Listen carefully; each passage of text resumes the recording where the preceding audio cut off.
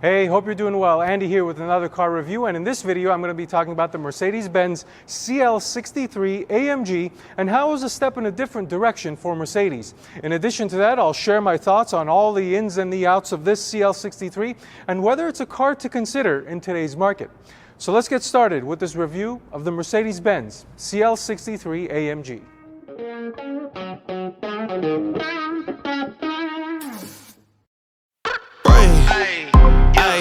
Okay, let it be known, I'm working hard when I ain't on the phone. This ain't a home, this ain't a phone. Grind never stopping, I'm keeping it cold. Unlocking the door with the holy key. You're supposed to be this close to me, and hopefully you understand G.O.D. Make me this cold, and I'm talking like no degrees. This ain't a fluke, I seen it way before it ever happened. He gave me the view. I had to put in my time on the TV, it coming in soon. I couldn't leave it all up to a variant or an experience. You gotta get up and do what it do. So complicated, homie, it's you. Always gonna wait until you in the mood. Alright, so let's get started with the review by thanking Porsche of downtown LA for allowing me to review this beautiful CL63 today. If you happen to be interested in this car or any other new or pre-owned Porsche product, make sure you give them a call. I've left their information in the description below.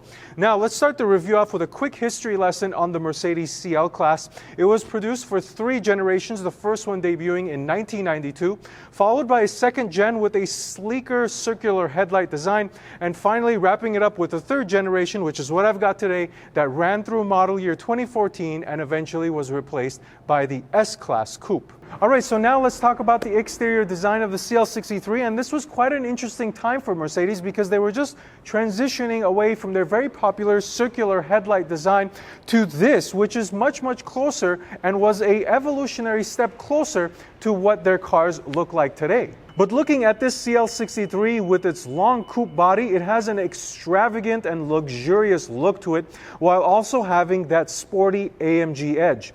The front end is overall sharper than what you see in most modern Mercedes cars. So just looking at it today, I think it could still hang in the looks department even with its 15-plus-year-old design. Alright, so now let's quickly switch gears and talk about what makes this an AMG car. Of course, the engine. So this is a 5.5-liter twin turbocharged 8-cylinder making 536 horsepower and 590 pounds-feet of torque.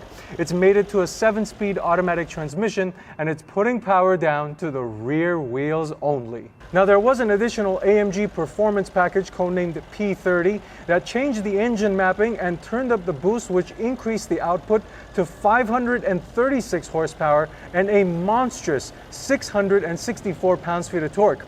This package can easily be distinguished by the carbon fiber engine cover, which unfortunately this example does not have. But all of this equates to a 0 to 60 time of 4.4 to 4.3 seconds.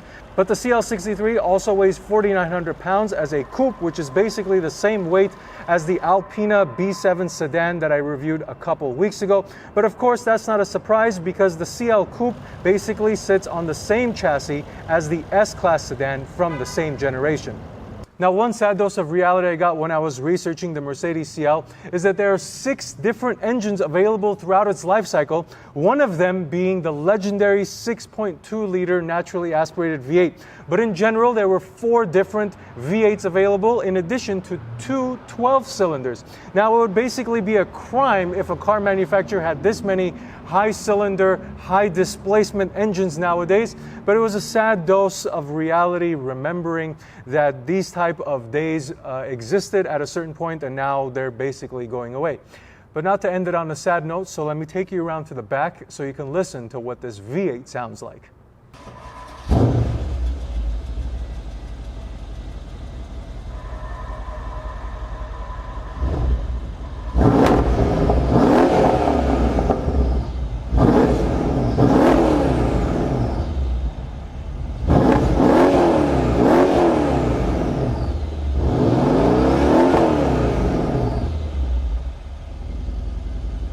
Alright, so there you had a chance to hear a dose of the exhaust. Let me know what you think in the comments below. But now let's talk about the wheels, tires, brakes, and suspension on this CL63. Starting off with the suspension, this had the active body control suspension, generally known as ABC, and this was a pretty sophisticated piece of work. It had the ability to read and react to the road for every millisecond, but as with all sophisticated equipment that gets old, these do have some problems, so make sure you keep some extra cash on reserve just in case they go bad. The wheels themselves are 20 inches on all four corners by 8.5 up front and 9.5 in the rear. The tires that wrap them are Michelin's, 255s up front, 275s in the rear. Jumping inside the wheelbarrow, 15.3-inch brake rotors up front, 14.3 inches in the rear. Now with some of the mechanical pieces out of the way, let's switch gears and talk about some practicality by looking at the trunk and then the interior. All right, so now the practicality topic, starting off with the trunk, and there are multiple ways of opening it. There's a button on the interior, there's a button on the key, and then there's also comfort access right here on top of the license plate. And this is an electronic opening and closing trunk, so that's always an extra convenience, and it's a great feature. Now, once you open the trunk, you are greeted with a substantial amount of space. Now, this is practically the same amount of space you would get in a S-Class sedan in a coupe. So this has absolutely no issues with storing larger pieces of equipment. If you carry around a bunch of stuff with you on a day-to-day basis, you will have absolutely no issues with cargo space in the trunk. You can definitely take it on a weekend getaway with no problems with you and your couple, and maybe with your family as well, so long as they don't mind sitting in the back seat. Speaking of the back seat, now let me go ahead and close this trunk. As I mentioned, electronic closing here. Now let's jump onto the inside and let me tell you what it's like in there. All right, so now the interior of the CL63, and I gotta say this is one of the cleaner interiors considering a car that's 10 years old and that has 42,000 miles. This interior looks really, really good.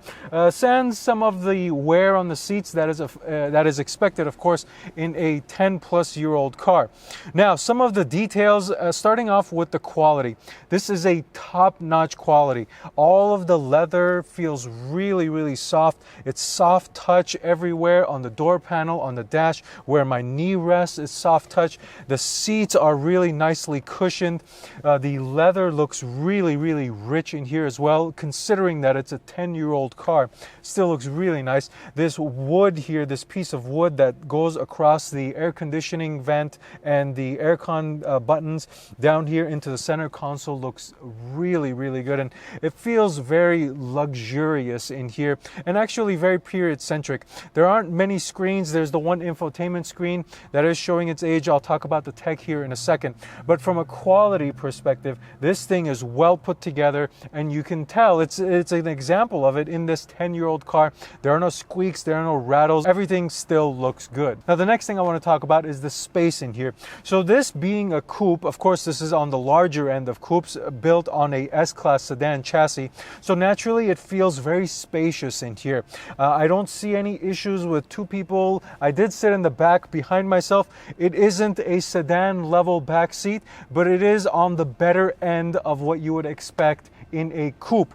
Now, I wouldn't see any issues with grand touring this car or driving it on a daily basis, because from a size perspective, of course, it has good storage space, and on the interior as a driver, you feel like you're sitting in an ample amount of space. It doesn't feel cramped in here whatsoever. And finally, the technology in the interior. And as always with cars that are 5, 10 years old, it's showing its age. The Mercedes infotainment system, the graphics aren't as crisp, the screens aren't as clear and high definition as what you see in newer Mercedes cars or newer cars period. Even in economy cars, the infotainment and the screen quality is drastically advanced.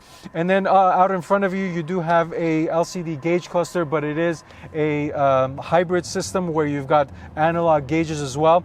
But from a technology perspective, obviously this is period centric to when this car was designed, which was in 2006. 2006 this generation of the CL came out, and there's some indicators here. There's a CD changer, which is quite interesting to see, and then you've got analog buttons for basically everything, and nowadays everything is touchscreen. Definitely showing its age as far as technology goes, but again, as expected. Now overall, is this a nice place to be? Yes, it is a nice place to be. Please have your expectations checked, because this is not a sports car, nor obviously is it a new car. So from a sports car perspective, you're not going to get that tight, stiff seat, aggressive seat type of feel. This is a very lofty seat, very comfortable, made for grand touring. The interior space is very big. The technology is kind of outdated, but still functional. I suppose if you wanted to plug in a navigation spot and go somewhere, it'll still do that. But from an interior standpoint, the selling point here is quality, and then the design is very clean, very simple, very elegant. Those are the selling points of this interior. Oh, and it's a great size. It feels really nice to sit in. So with that, now let's go to the driving portion of the review and see what this thing feels like behind the wheel. All right, so now the driving portion of the CL63 review, and it's got the old school looking Mercedes key, very underwhelming. No sign of AMG, no sign of CL63, mostly plastic. The newer Mercedes keys are much, much better. Now, as far as visibility goes, it's a fantastic view out the front, fishbowl style, humongous mirrors to the left and to the right, and obviously no B-pillar here, so it doesn't obstruct your view to look out over your shoulder. Out the back, it's fantastic. No visibility issues here. The camera is lower resolution, but it serves its function, and it does a pretty decent job. So as far as price goes, these things were obviously very, very expensive when they were new, north of 150, I believe 160,000. This one I'm driving today with 43, I believe, thousand miles on it is selling for, I believe, 45,000. Or is it 47,000? But basically, these things are a third of a price of when they were brand new, without options, of course. So that's pretty much it. Now let's go ahead and turn this thing on and go for a quick spin. V8 sounds good as always in these AMG cars. And it is a hot day, so I do have the air conditioning running. And let's go for a quick drive. So one of the things I forgot to mention during the interior portion of the review is that this does have a heated and cooled seat, and the seat itself is immensely comfortable. It definitely gives you that command position vibe that you get in some bigger SUVs, and granted this is a bigger car, you still get that command seating position in the CL63. So now what I'm going to go ahead and do is put this in the ABC Sport mode, the suspension at least. The car is in its lowest setting, and let's put it in manual shifting mode. And as I wait here for this light to turn green, one of the things I also noticed is that the glass in the CL63 is very, very thick. It seems like it does have extra insulation, and you can definitely tell because you don't get a lot of noise in here when you're driving it around, putting around in the city like I was driving prior to this video. So it is a very quiet interior, very secluded, and not a lot of noise penetrates through from the outside to the interior. All right, so that light wasn't being very friendly, but we got around it, and we're in sport mode. Everything's in sport mode. We're in first gear, hammer down.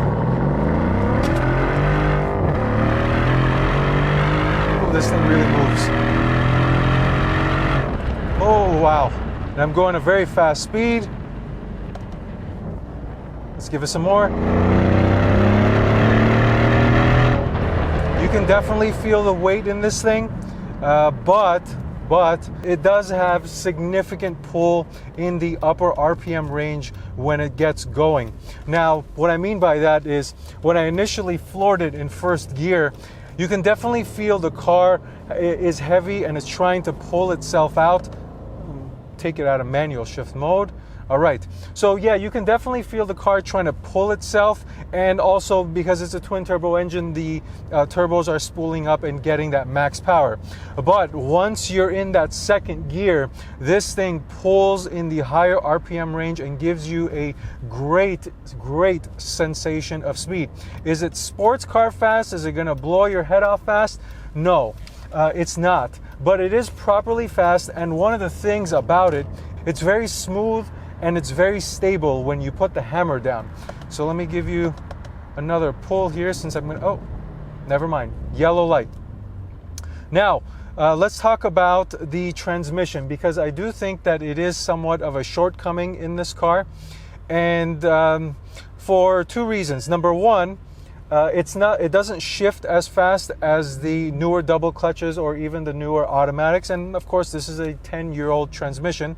And second, the paddle shifters are not as immediate, so when I pull on the upshift or the downshift, it doesn't immediately shift. You've kind of got to time it properly, and I found myself hitting the fuel cutoff several times when I was driving it initially. But once you get used to it, you just got to get the timing down. Overall, it's adequate. I wouldn't say it's the best, and probably the shortcoming of the drivetrain. Now, moving on. The brake pedal is actually surprisingly firm. It does have good feel. It's not a sports car brake where you got a lot of power getting out of it, but overall it does give you good feedback and a great firm pedal if that's what you look for in your brake pedal. Now, the other thing, the steering and the suspension. So the steering in this car is very neutral. It's not overweighted, it's not underweighted, it's just done right. I think in this AMG model, it's probably a little bit more weighted than you would get in the regular CL, but I think this is a nicely tuned steering rack that gives you a decent amount of feedback and has the right amount of weight. Now, the suspension is a marvel. The ABC suspension in this thing soaks up the bumps so well. It gives it this luxurious ride and so comfortable, and rivals anything even from a modern car standpoint. It feels much more solid and girthy and heavy and almost like a tank. Almost like some of those older Mercedes, like the original CL probably felt that way. But this feels very nice from a driving standpoint. The dynamics are good because of that engine noise, the V8 engine noise. So yeah, it's a really nice driving experience. So I'm going to get another straight line here. Let's give it another pull. See, I'm timing it better now. And yeah, when this thing gets up and starts moving, you really got a great accelerating car. Albeit very heavy, but it can definitely get up and go, and it gives you a nice rush, that's for sure. So now let's just slow it down and drive it like the $180,000 large coupe that it is. So let's go ahead and put the transmission back in comfort mode, the suspension, turn the ABC suspension off. And this thing is a land yacht. This is the definition of a land yacht. The comfort level that this thing delivers, whether it's in the seat, whether it's in the ABC suspension, literally soaking everything up, you could easily drive this thing for hours and hours and hours. And number one, it's a pleasant driving experience. And number two, it is immensely comfortable. So overall, this is a fantastic car. But if you're somebody who has their expectations checked, yes, you're buying an AMG car, but you're not buying a sports car. This is a full-on GT Grand Touring car with a good amount of power, delivers a good amount of speed sensation, and gives you a lot of class and style on the exterior and actually on the interior with the quality. So if you're into that, if you want something that you can drive on a daily basis that's got great style and a lot of presence, this is a fantastic car, this CL63. So that's pretty much all I've got to say.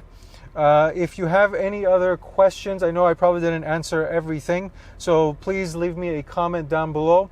Otherwise, send me a message on Instagram at DriveSteady, and I will try and get back to you as quickly as I possibly can. So that's all I've got to say. Thank you for watching this video. Until next time, drive steady.